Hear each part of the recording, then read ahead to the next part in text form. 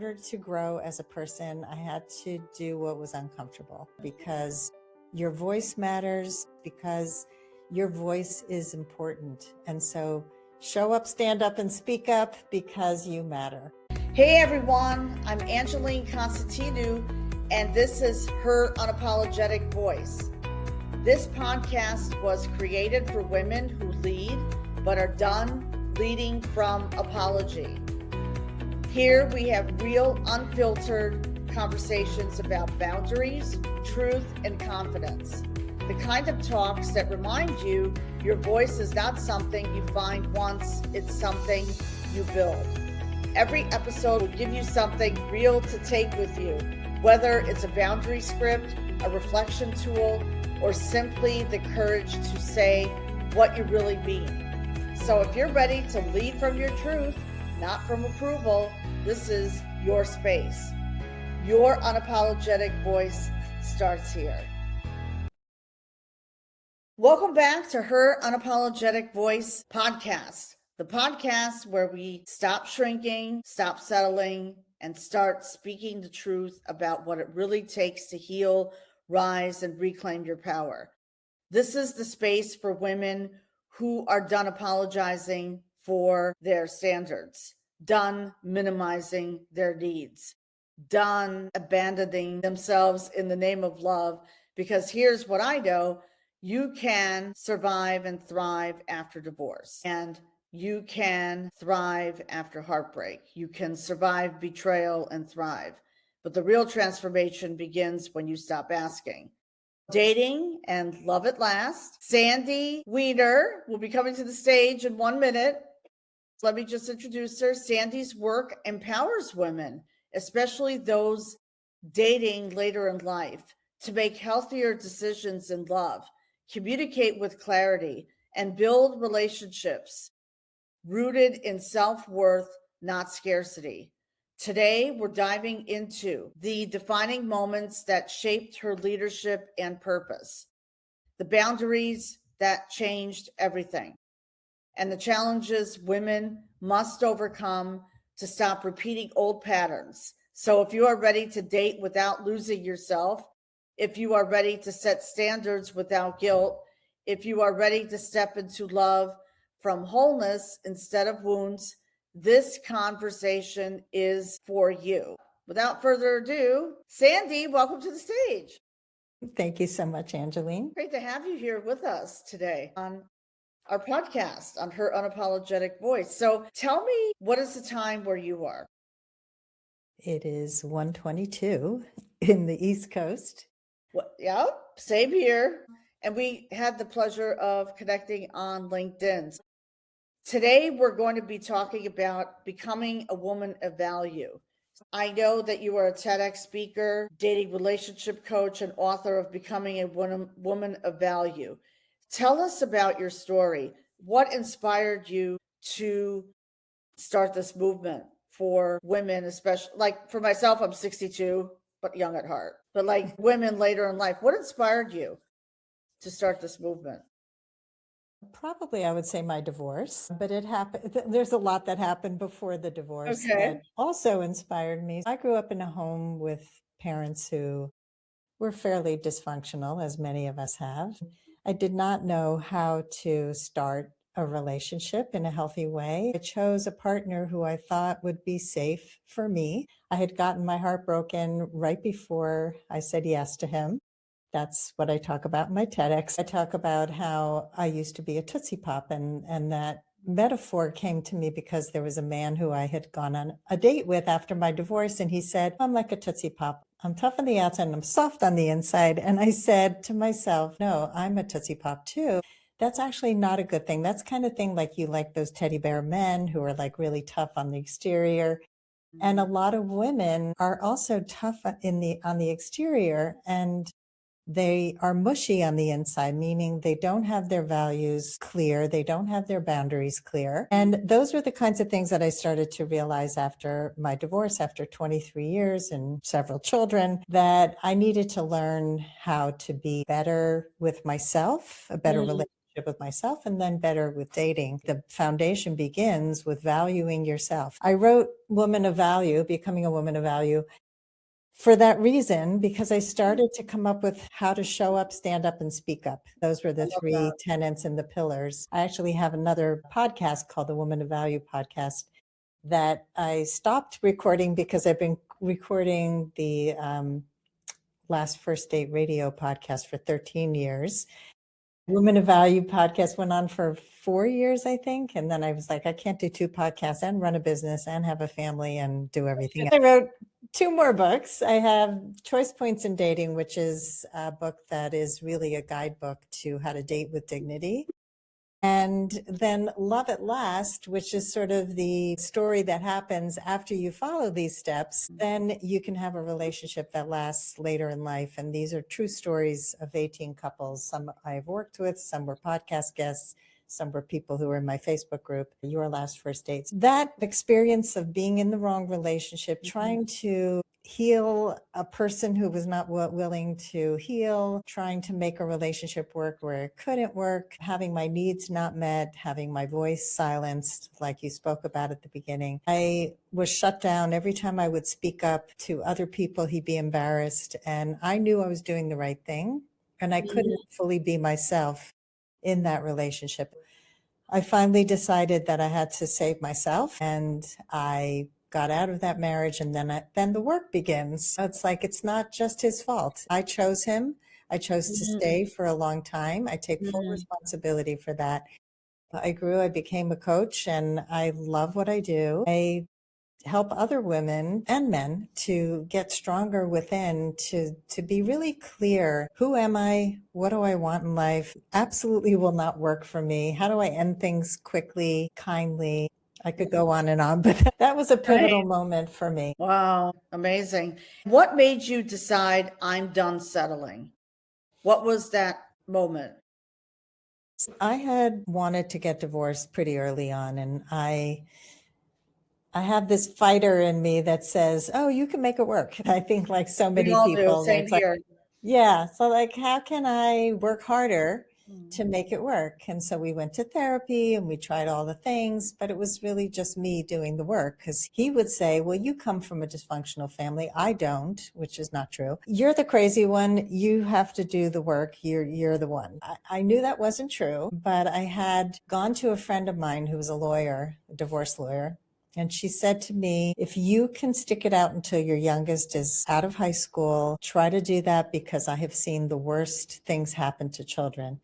She had seen court cases where kids were, in custody trials and terrible things. I got scared. This was many years before I actually got divorced. I was just kind of living my life almost separate from him. I forged a life with good friends, with interests that I loved. And I just kind of had my head down, just trying to make the relationship work. Then I started going away to summer camps in the summer to give my kids a summer camp sleepaway experience that I never had. And in those camps, the first year I went away, actually, it was the first time I had been away from him for a period of time. I had perspective of distance. I can actually think straight. And he would come up on the weekends and be miserable and didn't want to eat in the cafeteria and didn't want to hang out with people. And it made me see how different we were. Camp was my happy place. I had friends. Wow. I loved singing. I loved the activities. I was an art director at the time. That was kind of the beginning of, this is really not working. And then finally, it was a summer that I was in a different camp that I started to have feelings for another man because he paid attention to me. It's just like there you go. Right. I mean, he was interested in who I was as a person, and Wow. he, is telling me he's not happy with his wife. All of a sudden, it's waking up passion and emotion, and I'm like, oh my God, I've given all this up. I've been dead inside, and I realized that I did not want to sleep with this man because I was married, but I realized that if I had those feelings, I needed to get out, because I couldn't live the rest of my life without those experiences of like living full out. It sort of woke me up to what was possible.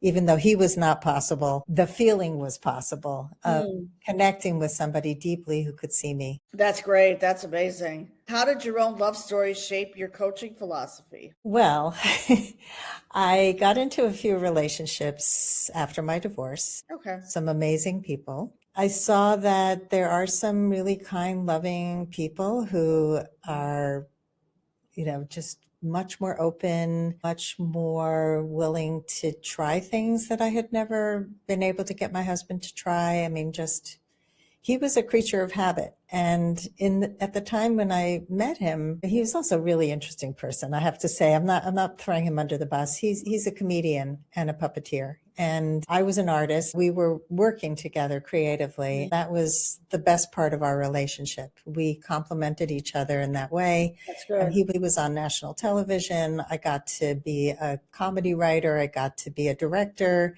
I got to do a lot of things that I actually use today in my coaching practice.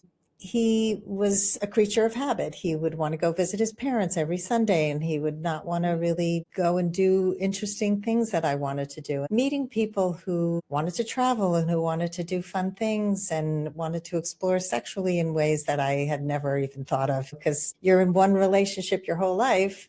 You do things and they become habitual. That's true. So that really influenced me. But I think just knowing that I had already kind of lived this life where I had been in a hurry to get married, have children, time was running out. Now time is, even though it is running out, but I already had that experience. I don't need to settle for somebody just because I need to have somebody in my life. I Right. built this beautiful life that I absolutely adore. I have fabulous friends, but I'm very discerning about everything in my life. The time I spent with people, the friendships that I have changed drastically. The things that I say yes to, the things I say no to. And I think that I really advocate for women and men to take their time. Don't just jump into something because you're Right. lonely. That's a good point, and I want to touch on that because there are many divorced women and men too. They feel lonely, yet for me, I know for me, I'm still single after all these years, 17 and a half years, but pouring into yourself, pouring self-love, it's not selfish. So when you work with your clients, if a divorced woman was talking to you right now and she feels, oh, I feel lonely and I don't feel complete, what would you say to her? I would say to her, what else are you doing to fulfill your life? I believe that dating should be a part of your life, but it should not be your whole life, especially at this stage in life where we're coming together as whole people. We're not looking to be completed. We're looking to be enhanced. And so, do you have hobbies? Do you have interests? Do you travel? Do you have a whole list of things you would not do except with a partner? Well, do those too by yourself. Take yourself on dates. Try new things, get out of your comfort zone on a regular basis. And by the way, I have a lot of clients who are single, never married, and have gotten into great relationships because of the work. It all starts with you and you fulfilling yourself, but also breaking patterns. I mean, if you have terrible boundaries, then you need to get better at boundaries. I remember I teach courses on boundaries now, but I remember learning how to set better boundaries with my parents. They were my father back in the day when they got divorced. My father was calling me every day and telling me how horrible my mother was. I said to him, this is not an appropriate conversation to have with me. I'm going to hang up if you continue to speak this way. And he would continue because he did not respect my boundaries, and I would hang up and then he would call back. But he started to learn that I mean what I say. And it took me a long time to mean what I say. This was at the beginning of my marriage. They got divorced right when I was getting married. So they were completely not present for me, but it was like, okay, to dump all the garbage out on me. I'm not a garbage dump. And then with my mom, she would put me on hold every time I called. She would take every call because she didn't know how to say no to anybody. And I said, Okay. if you put me on hold, I will hang up. And then I would hang up. They both learned to respect me more. It was hard for them to do that. I'm changing the script on them. I teach my clients boundaries. I teach them communication skills. If something isn't working for you, you've got to look within first. I What am agree I with you. doing to create this pattern? Absolutely. And I'm glad you touched on that, especially with your father. Wow. Say bad things about your mom. That's like, not God okay. rest my parents' soul. My parents never did that. I mean, my mom would say something like, your dad snores, but whatever. Now, with your mom, did she learn later on how to say no in life? Like when you would call her? She's not very good at self-regulating. She's still alive. She's 94 and she still gets upset with people for not reading her mind. I learned a lot of really bad ways of communicating from my family and that everyone else was to blame. That was the message.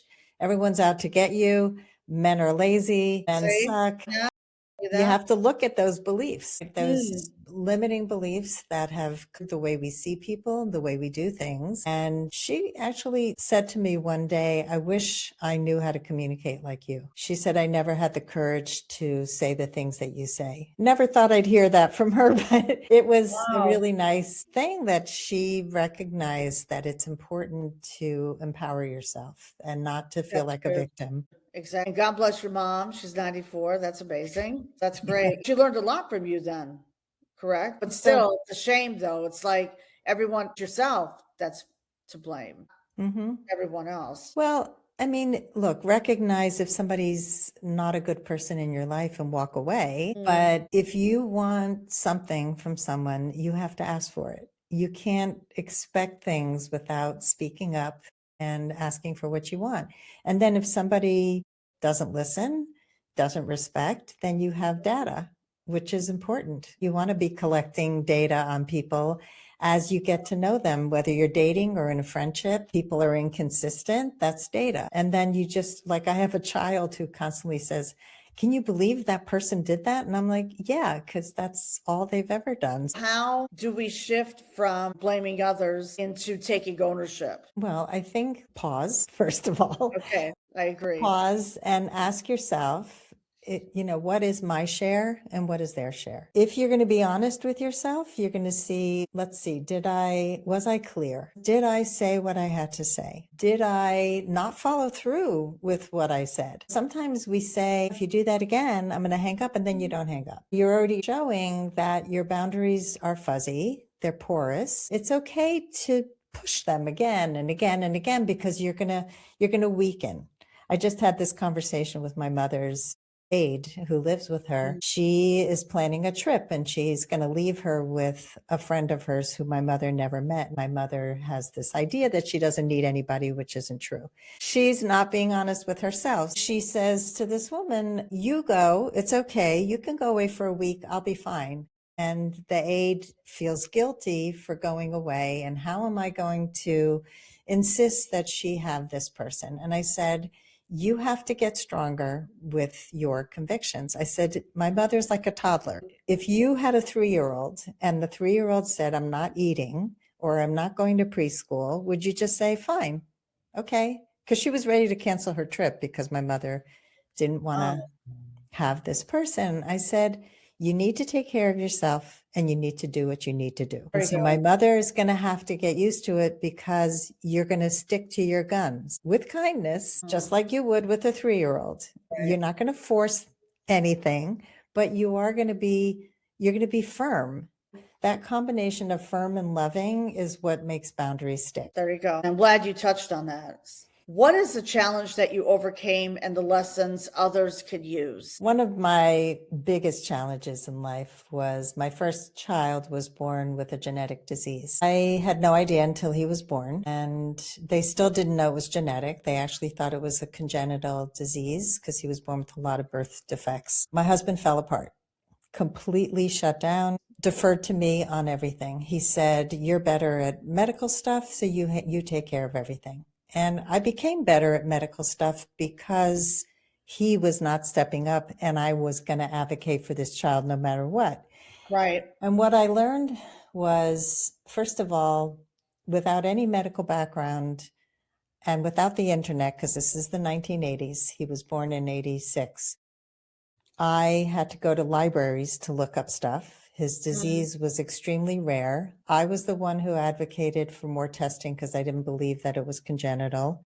I was the one who told doctors when to operate. I was the one who found the right doctors. I trusted my intuition on every single thing. And knowing that you're smarter than you think, you can trust yourself if you do the work. I mean, I happen to have good medical intuition. I learned that from this experience and I applied it to many different experiences in my life. And my second son was born and he had ear infections and the doctors were ready to put tubes in his ears. My gut said to myself, do not put tubes in his ears because we don't know why he's getting ear infections. I want to explore the root cause before you start doing surgery on my kid, because my other son had 17 surgeries. I advocated for him. I found natural medicine to cure him. I did so many different things and he never needed tubes. I switched doctors and I hear stories today. My son's a musician. He has perfect pitch. Oh, And I truly believe that he would have lost some hearing and not have had the life that he has. I don't think it's extraordinary to trust your intuition. I think it's something we all should be doing, no matter the circumstance, no matter how challenging the circumstances. Know that you're stronger than you think you are, that you're smarter than you think you are.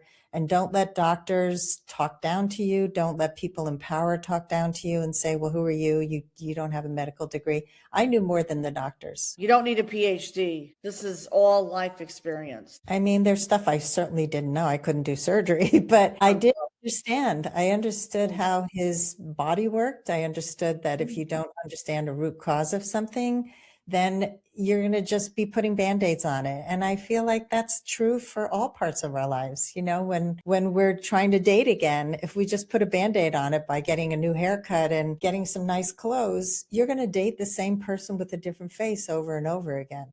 There you go. Absolutely. And speaking of the subject of dating, how can divorced women re-enter dating without carrying that shame and guilt? Well, I'm teaching a storytelling workshop right now. We're talking about our stories and how to reframe what happened to us because we are the PR representatives of our lives in every aspect of our lives. If you think of yourself as the PR representative, how would you represent yourself to others? I say, own your story. Your story is special to you. You do not have to carry shame if you can reframe how you see it. Just like in my case, I married a man who was not right for me. I didn't do it on purpose. Nobody enters a marriage thinking, I hope I get divorced. I hope it doesn't work out. No, that's not the whole purpose of getting married. No, you enter with good intention. You hope that things will work. You didn't have the skills, the tools. Maybe you didn't heal enough from your childhood experiences. We make these choices because we do the best we can with the tools we have. And if you are listening to this podcast, if you are working with a coach like me, that means that you want to do better. And that's 1,000 times better than most people out there. If you can own that and be proud of yourself for wanting to do better, then you bring that out into the world. And I think so many people just carry so much shame and self beat up for things that they didn't know any better. Don't beat yourself up for what you did. Right. Learn how to do better and learn how to represent yourself in a way. Don't overshare. Don't talk about your ex on a date. You know, it's just talk about who you've become. And if they start talking about their ex, well, first of all, it's good information, but redirect that conversation. Tell them, interrupt them, tell them I'm not comfortable hearing that right now. Just talk about, what are your hobbies? What are you excited about this year? What are some of your passions? Like, find out who they are today, because I don't care who you used to be. That does not interest me. Right. I'm glad that you touched on that, because talking about your ex is a huge mistake. It's a huge mistake because you're basically going back to the past. And you're a victim, just like you're a victim. There you go. That you're a victim. Talking about my mother like that did not paint him in a good light. It painted him in a bad light. Even if what he said might have been true, I don't want to hear it. Right. There you go. I like that. What would change in your life if you truly believed you were a woman of value, not because a man chose you, but because you chose yourself? Everything. Right? I mean, when you choose yourself, you make better choices in everything else. Everything good comes from that. You learn that you stop wasting time with tire kickers when it comes to, I mean, take my business, for example. When I started this business about 17 years ago, I used to have people who wouldn't pay me on time, who Right. would miss appointments, and I would get mad at them, or I wouldn't know how to end an appointment because I thought it was rude to say time is up. Those were all my lack of boundaries. I didn't know how to have a contract. I didn't know how to take payment before a session. I've learned that the hard way. In fact, I fired a former client. I Yeah. had to, because I realized, I mean, my program was working, except she was getting triggered and triggered to the point where I respectfully told her that I feel that you need to go back to your therapist, because she wasn't, because a coach and a mentor like you and I, we empower women to move forward. We empower, whereas the therapist focuses on the past. Well, they're digging. I mean, they're digging, except they keep focusing on the past and not helping them move forward, if that makes sense. It depends on the therapist. A lot of therapists today act as coaches as well. I start with the past. I want to know how you got to where you are today, Okay. because there were a set of circumstances that got you here. I want to know about your childhood. I want to know about your attachment style, how you attach to your caregivers, There you because go. that determines how you date and who you're going to date. We do some assessments to find out who you were in order to figure out how to get you to where you want to be, but you can't skip that part. But I don't dwell there. I don't There you dwell go. in the We past. stay there. We don't stay there. You're right. Hmm. We're Yeah. peeling back the layers, but we're not staying there. How do you help your clients move forward then and get back into the dating world again? After we do some of the pattern recognition and all that stuff and do the assessments and who have you dated in the past, then we start to design who would be an ideal partner. We go through, how do you create the must-have and deal breaker list? Most people get that wrong. They have things on that list that absolutely don't matter, and things that are missing from the list that should matter. My whole theory is get really clear. Get clear about what you can't live with and what you can't live without. When you know those things, it makes dating so much easier. You just go, oh, that person was good looking, they had a good job, all the things that we used to think were important, but they actually weren't very kind to the wait staff. And they never asked me a single question. Well, I'm looking for somebody who's really curious and has a growth mindset. This person seems to be pretty fixed and not very open-minded. So it's not going to work. I don't care how good looking. I don't care how much. And then there are people who, I had a client she had broken up with somebody because she felt that he didn't do enough in the relationship, but she never asked him to do anything. She assumed a lot of things. She assumed because she made more money, she had more money. Well, it wasn't true. But Ah, I know that because he saved more money, she gave away all her money. oh boy. She assumed because he had children, he had less time. She would always travel to him and never ask him to come to her. He would have come to her, but she never asked. She assumed that she should pay for gifts and never ask him to pay back if they were going somewhere. A lot of assumptions. She built resentment. She broke up with him. We worked together for 5-6 months. Oh, that's good. I said, well, that guy, do you think that there's a chance that that actually could work if you use your new skills? She was like, well, he was a good guy. She goes back to him and she said, listen, I'd like to try again with new agreements. That's an important thing. If you ever get back with an ex, make sure that there are new agreements, that you don't get back exactly the way you were. She asked him if he was interested. He broke up with the person he was seeing because he's loved her. And they had a conversation about the money, about all those things. He was like, I make more money. I have like $1 million saved up. I'm doing better than you. Anyway, they got married. They ended up in Wow. her first marriage in her 50s. She was stuck because she was a massive people pleaser and did not speak. Learning these skills, learning the skills that are missing, learning that you're making assumptions about people, you're not checking things out. It's build the foundation, learn the missing skills, and then get out and practice. Practice with people who are not like your type, because that's often the worst person for you. But just get out there and do it. And you usually will be surprised by the person who comes into your life, because love comes in surprise packages. That's true. Absolutely. Wow, what a story. I love that. I absolutely love that. What is the special message that you would love to share with our listeners today who will be tuning into the podcast, which is, by the way, on Spotify, Apple, and YouTube at Her Unapologetic Voice podcast? I would say find your voice, first of all. Okay.